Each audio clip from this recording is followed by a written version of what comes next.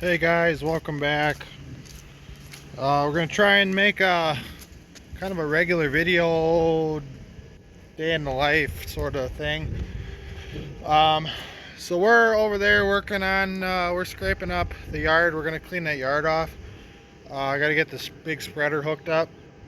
We're gonna haul it out on some hay ground that we're taking out. Um, Actually, we're taking all of our hay ground out. Decided to, now you should never do this, but we're actually gonna chase some markets, I guess you could say. We're gonna put more corn in, more beans. Well, I don't think we're putting any more beans in, but more corn. You shouldn't really do that, but with crops, I think you got a little more play. You shouldn't really get all into beef cattle and then get out of beef cattle and get into pigs and do this and do that. But with the price of corn and the price of fertilizer and the price of hay, when you figure it all in, it's kind of hard to pencil growing hay. And actually all of our hay fields weren't very good, so with that we decided to we're gonna spray off all our hay. So today we're gonna haul that yard off. So we moved the cows up to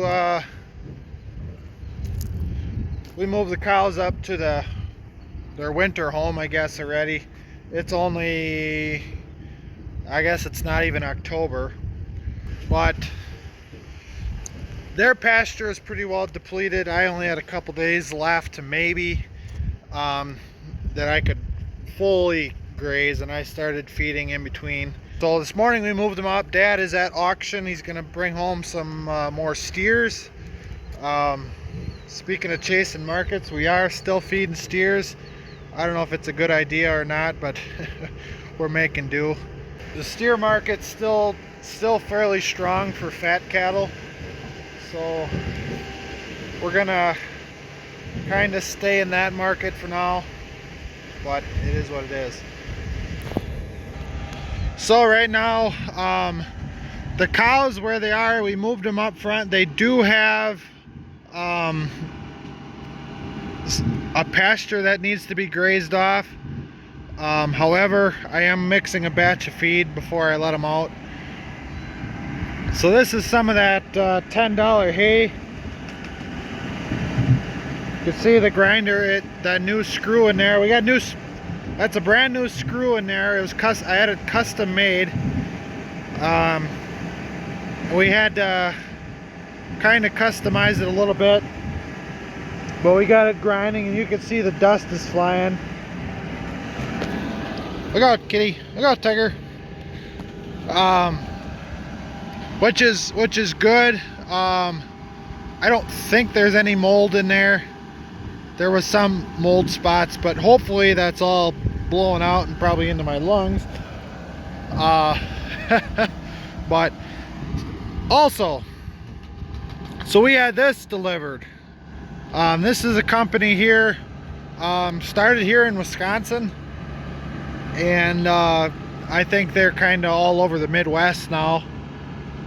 But quality liquid feeds, that's what it stands for. So this is basically molasses. This is a molasses product that has added, it actually has some added protein in it. I believe it's only like, I can't quite remember if it was 12% or 9%. But so we got this in a couple days ago. Basically, we're gonna make that $10 hay I got nutritious. We got this hose here. I'm gonna back the mixer over to this side. We'll throw the hose in, run a bunch in. I don't have a set ration, so I don't have a set ration. I'm just kind of winging it right now. I'm hoping to get some baleage made here in the next couple of weeks.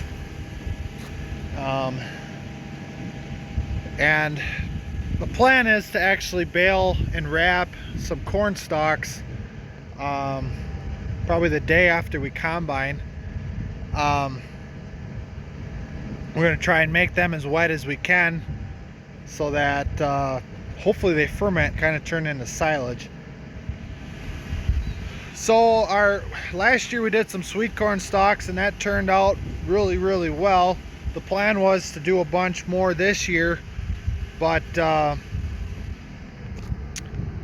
we got out there, we had a little bit of a rain shower the day we wanted to go out there and do it. I started chopping stalks, and we were going to go out full force, chop, rake, and bale all right in a row.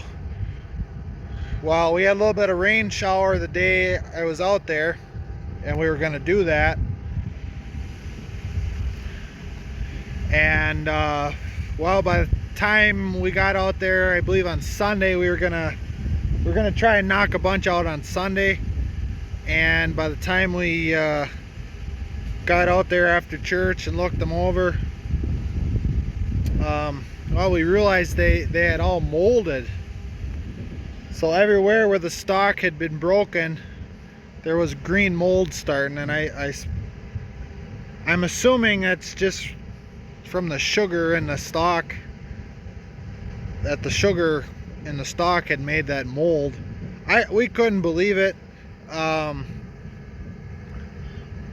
It wasn't like they were chopped and raked in a row that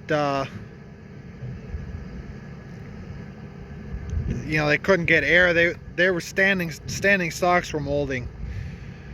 So we couldn't do that. That's kind of where this $10 hay came in. I needed something to get me through. I didn't need 93 bales of it or whatever. I still got to get 2 more loads of that. But it's a good deal, and we're gonna, with this molasses, we're gonna make it good feed. We're also gonna come in here and grab some of this distillers. We're gonna throw a bunch of that distillers in and make we'll bring the protein content up a little bit more. And hopefully in the next couple weeks we got some baleage to throw in, kind of mix it all in. The goats are getting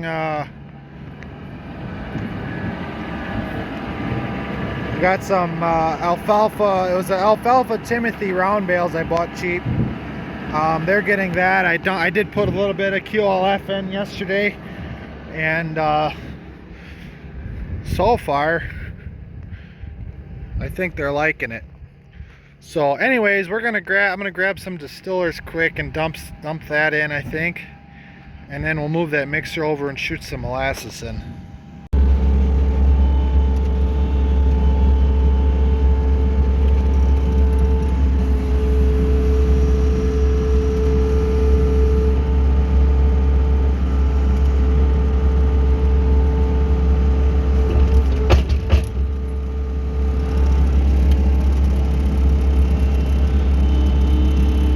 Kind of the dangerous part, but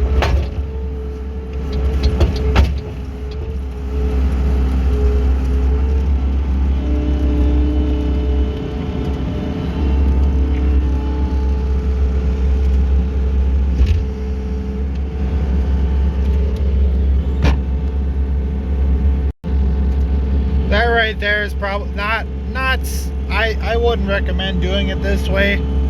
But unfortunately, that mixer is so tall that I can't side load with the skid loader. I need to build some sort of ramp. But it works this way.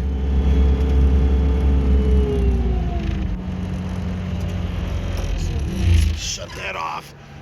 Now I'm gonna go down and we're gonna slide the mixer over so I can throw this tube in, and we will add some of that until it I don't know, we'll add a little bit, we'll shut it off, we'll let it mix a while, we'll make it we'll see how it looks. I think I read somewhere like 8 to 10%. I don't know what those bales weigh, 500 pounds. So we should add 50 pounds You know, I don't know what that is, 10 gallons? No, wouldn't be quite 10 gallons, but we'll add some. We'll just kind of play it. We're winging it, but we're raising calves. We're doing good, doing it cheap. Like I said, I think I'm gonna actually sit down and pencil some of this stuff out and figure out what I really have here. There, we just added some. My plan here is to bolt I think I'm gonna bolt a 2x6 on to be kind of a railing here.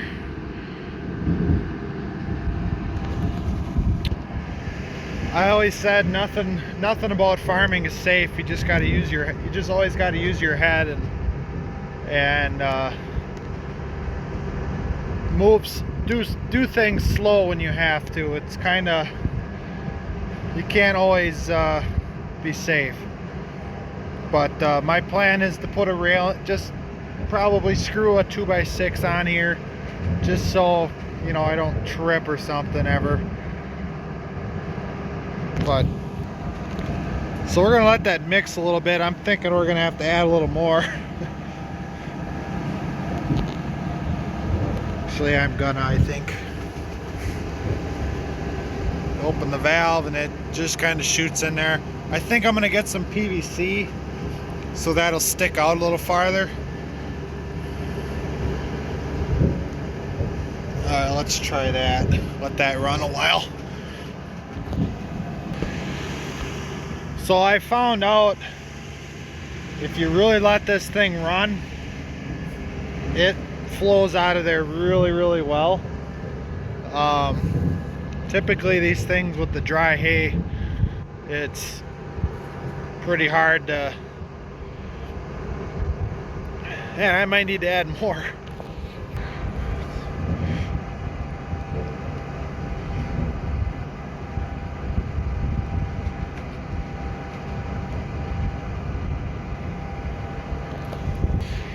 So we'll let that run just a little while. I'm gonna, I think, take it right over to the cows and kind of dump it. I can't run it right into the manger like I want yet. I don't know if we'd have to do some fixing around there. But I can dump it there and then I can scoop it up and dump it in with the skid loader. So we'll see if we can make that happen. So I think we're gonna end the video with this. Before I say goodbye, I just wanted to say a few words about kind of a fellow YouTuber, if you call it that. He had quite the channel. A lot of people liked watching him, myself included. He recently passed away. I believe he had cancer, so I think the cancer got him. But one unique thing about him was he didn't have arms. When he was 2 years old, he fell into a grain auger and he basically he had literally no arms. He did everything with his feet. Very first video I seen that he posted, he was driving a tractor. He got up in the tractor and he was running grain cart with his feet, and he did a really good job. I mean, he was 50 years old or whatever, so he grew up like that. He learned how to do it. And the one thing I'll never forget, and I think of this every time any of you farmers ever had to hook up a PTO shaft, most of the time it goes okay. Sometimes it does not, and it takes a lot of extra work, and it's frustrating, and you get really angry. Well, I watched Andy. His name's Andy Detweiler, the Harmless Farmer. If you want to go check him out on YouTube. Unfortunately, there won't be any more videos, but I watched him lie down on his back in the dirt and put a PTO shaft on with his feet. And I'll never forget that. I swear every time I gotta hook up a PTO shaft and I get frustrated, I think of that and think, how fortunate am I that I have two arms and all my fingers and everything works, and I don't have to do it with my feet, because I don't know if I could. But he's a heck of a man, he was. So just prayers for his family. He was way too young, but he definitely was an inspiration, I think, for any. He could be an inspiration for anyone, and also kind of shut up and quit complaining kind of thing, because we all have two arms, you know.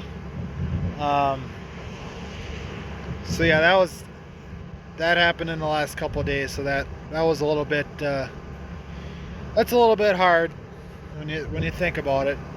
But shout out to Andy. Hopefully he's got two arms up there. So thanks for watching, guys, and hope to see you next time.